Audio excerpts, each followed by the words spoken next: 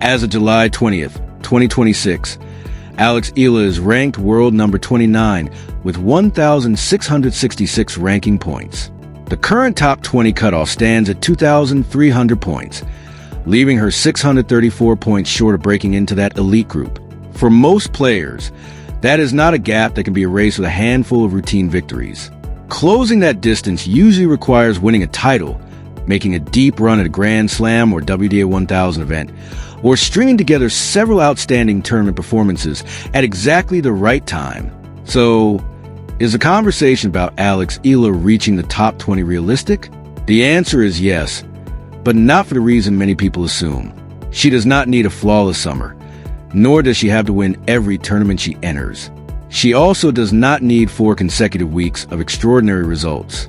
What she most likely needs is one elite breakthrough performance, backed up by enough solid victories to ensure that success is not an isolated achievement. That is the opportunity currently in front of her. The upcoming schedule provides exactly that chance. The Washington Open awards 500 ranking points to the champion, followed by the WTA 1000 tournaments in Toronto and Cincinnati. Then comes the US Open, where reaching the quarterfinals is worth 430 ranking points, and a semifinal appearance earns 780 points. The rewards are enormous, but the ranking mathematics are more complicated than simply adding every new point to her total. The WTA ranking system counts only a player's best results within a rolling 52-week period. As new results are earned, they replace lower-scoring results already included in the ranking, while older results eventually expire. Because of this, a player can continue winning matches yet still lose ranking positions, while another player may suffer an early defeat and remain ahead simply because they have fewer points dropping off their record. One outstanding result alone may not complete Alex's climb into the top 20, but it could dramatically reshape the race. At the moment, Alex is just 118 points behind the current world number 25 ranking and only 282 points behind world number 24. Those margins are considerably smaller than the gap to the top 20, highlighting how quickly the rankings can change with 1 or 2 exceptional tournament performances. Those are realistic short-term targets. Breaking into the top 20 is a far greater challenge, but it is no longer an unrealistic dream. A year ago, Alex Eala was still trying to prove that one remarkable tournament was not the peak of her career. Now, she enters the North American hardcourt swing after producing strong performances across 3 consecutive grass court events. That difference changes everything. To understand why this stretch of the season is so important, we have to go back to the tournament that first changed the way the tennis world viewed her. The 2025 Miami Open began with a wild card entry and very few guarantees. Alex arrived outside the top 100. She had undeniable talent, an outstanding junior resume, and the respect of those who had closely followed her development. What she did not yet have was the ranking or reputation of an established WTA star. Every round presented another test, and every victory had to earn the attention that higher-ranked players already received automatically.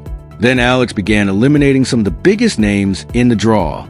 She defeated Jelena Ostapenko. She defeated Madison Keys. Then came her showdown with Iga Swiatek. Swiatek was not simply a famous name from the past. She was one of the dominant players of her generation and an active force at the very top of women's tennis. Alex stunned the tennis world by defeating her 6-2, 7-5. That victory transformed an impressive tournament into a global story. Suddenly, Alex Eala was standing in the semifinals of a WTA 1000 event. Filipino fans witnessed history, while casual tennis fans around the world saw a fearless young player taking the ball early, redirecting power, and refusing to back away against opponents who were expected to dominate. Miami gave Alex recognition, ranking points, new opportunities, and perhaps most importantly, belief. However, it also created a challenge for the future. Those ranking points would not stay forever. The WTA ranking system does not preserve a result simply because it was historic. It does not care how many highlight clips went viral or how emotional the celebration became. When the tournament returns 1 year later, those points expire, and the player must replace them with new results.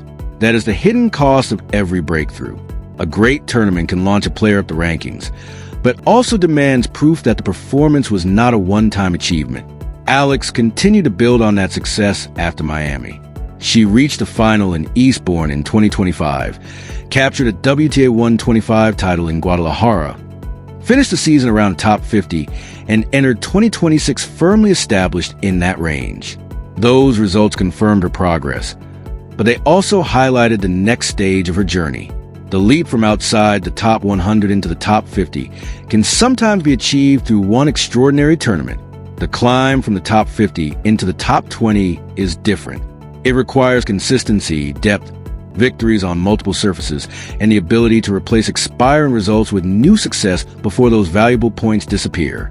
That was a challenge waiting for Alex as the 2026 season unfolded. In March, she began the month ranked around world number 32.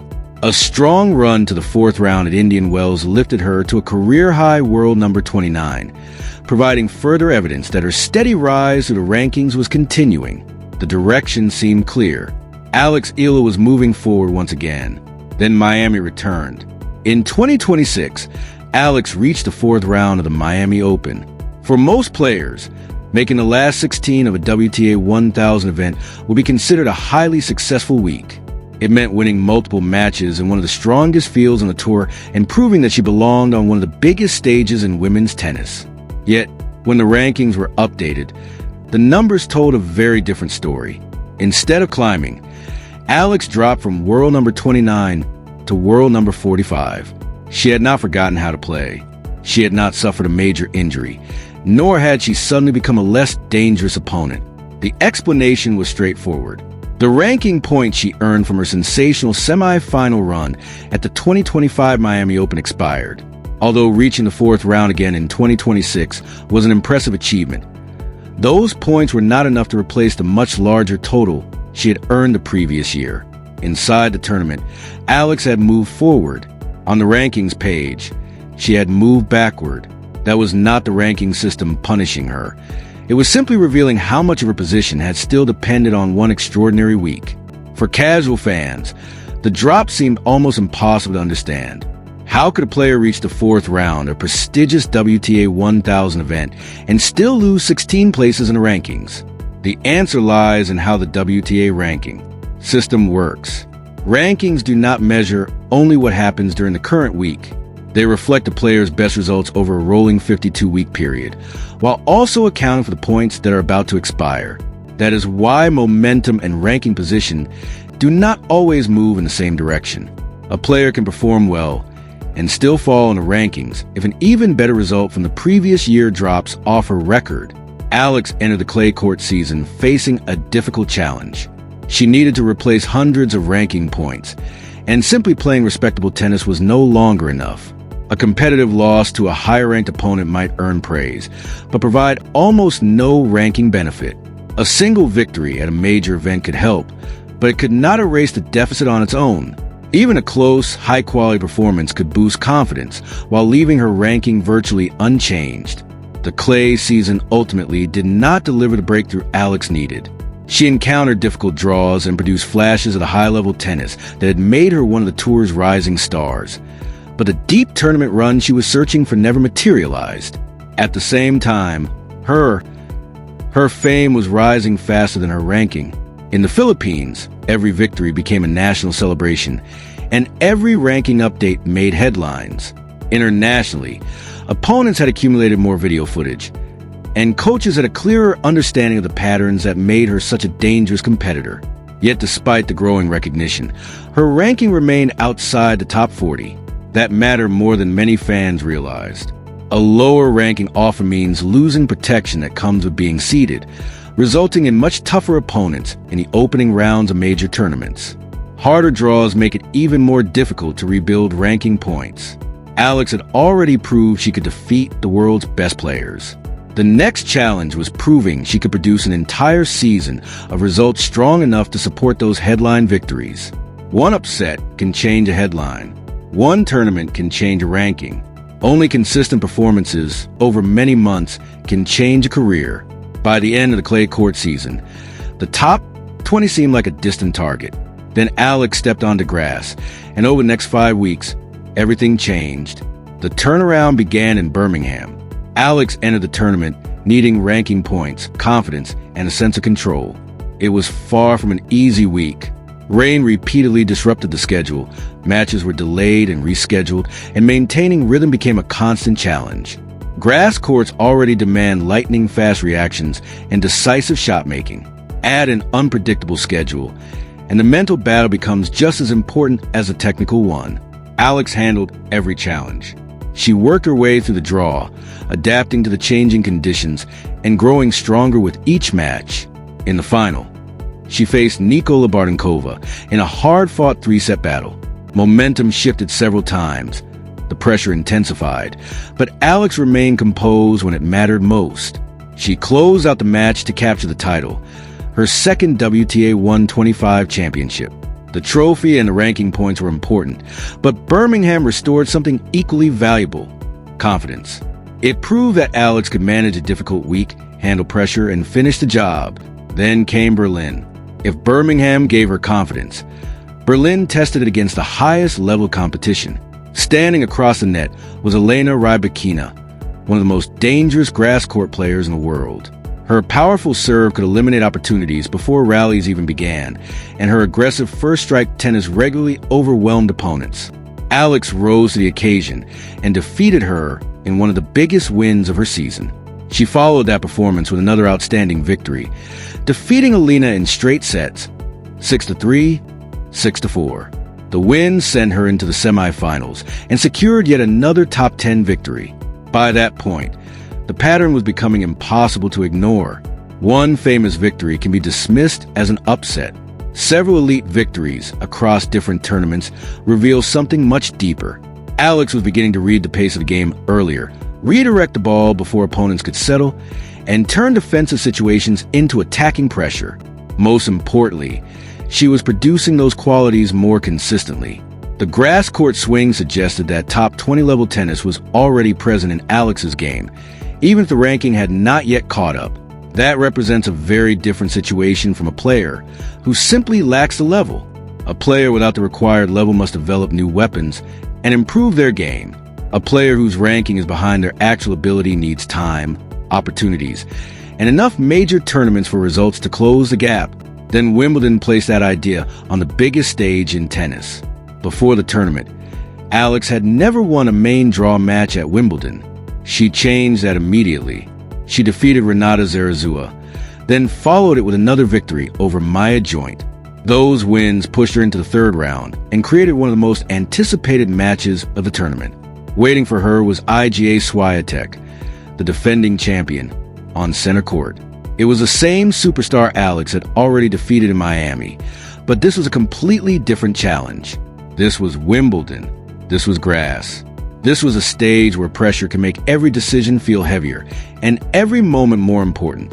The first set became a battle of resilience. It lasted 84 minutes, with Alex saving 2 set points before winning the tiebreak 11-9. It was a true test of nerve, where every return, every attacking choice, and every defensive stand carried enormous weight. But the most impressive part came next. Alex did not treat winning the first set as the achievement. Instead, she increased the pressure. She continued attacking, stayed aggressive, and took control of the match. She won the second set 6-2, sending the defending champion out of the tournament. The victory made Alex the first Filipino player in the Open era to reach the second week of a Grand Slam tournament. However, the historical achievement was only part of the story. Miami had already shown that Alex could produce one extraordinary run on hard courts. Wimbledon proved that she could reproduce that level on another surface against the same elite opponent under even greater pressure. That was real development. The sequence now had a clear pattern. Birmingham proved she could win a title. Berlin showed she could defeat elite competition. Wimbledon confirmed that her best tennis could appear on the biggest stages in the sport. Berlin proved that Alex could defeat elite opponents repeatedly. Wimbledon proved that she could carry that form onto one of the biggest stages in tennis. Alex eventually lost to Jasmine Paolini in the 4th round, but by that point, the trajectory of her season had already changed. She climbed to a new career high ranking of world number 28. After the following ranking update, she stood at world number 29 with 1,666 points. At first glance, that appeared to be a return to the same position she held before Miami 2026. However, the foundation behind that ranking was completely different. The previous number 29 ranking was heavily dependent on one extraordinary Miami performance. The new number 29 ranking was built through a series of strong results across Birmingham, Berlin, and Wimbledon. One great result can create a sudden rise, but it can also disappear quickly. A collection of consistent performances creates stability. Alex had not simply returned to the same ranking position. She had returned as a more complete and more reliable player. Now the conversation shifts from possibility to mathematics. The first realistic target is not the top 20. It is the top 25. Alex currently sits just 118 points behind the world number 25 position. A strong performance in Washington could place her inside that group or bring her extremely close. A quarterfinal appearance in Washington is worth 108 ranking points. However, because the WTA ranking system replaces lower counting results rather than simply adding every new point, the actual increase may be smaller. A semifinal run would provide 195 points, a final appearance would earn 325 points, and a championship victory would deliver 500 points. Based on our current ranking structure, a Washington title could potentially create an approximate net gain of around 440 points if it replaced a previous result worth 60 points. That would not automatically guarantee a top 20 position because the players ahead of her will also compete, and the ranking cutoff can move depending on their results. However, winning Washington would completely change the conversation. It could bring Alex much closer to the players ranked between number 20 and number 24, improve her position heading into the WTA 1000 tournaments, and reduce the pressure of needing an extraordinary performance at the US Open. Even reaching the final would be significant. A 325-point result a Washington final would create an approximate net gain of around 265 points under the same simple replacement estimate. That would not complete the climb into the top 20, but it would make every result that follows significantly more valuable and put Alex in a stronger position heading into the biggest tournaments of the summer. Then come Toronto and Cincinnati. These WTA 1000 events provide much greater opportunities. A fourth-round appearance is worth 120 ranking points. A quarterfinal run earns 215 points. A semifinal delivers 390 points. A final provides 650 points. And the champion receives 1,000 points. This is where the top 20 possibility becomes a serious discussion. A deep run at a WTA 1000 tournament could create a meaningful net increase after replacing a lower counting result. However, even that achievement alone would probably not erase the entire 634-point gap separating Alex from the top 20. The realistic path is not one magical result. It is a combination of factors. One elite breakthrough performance, several supporting victories, limited damage from expiring points, and favorable movement among the players around the ranking cutoff. Consider one scenario. Alex reaches a Washington final, then follows it with a WTA 1000 quarterfinal appearance, and wins 2 or 3 matches at the US Open. That combination could place her firmly into the top 20 conversation. Another scenario, Alex wins Washington and adds additional victories in Toronto or Cincinnati. At that point, the US Open becomes an opportunity to complete the climb rather than simply begin the chase. Or imagine she reaches a WTA 1000 semifinal and then advances into the second week of the US Open. The ranking gap could shrink dramatically in a very short period. None of these possibilities require Alex to achieve something she has never done before. She has already reached a WTA 1000 semifinal. She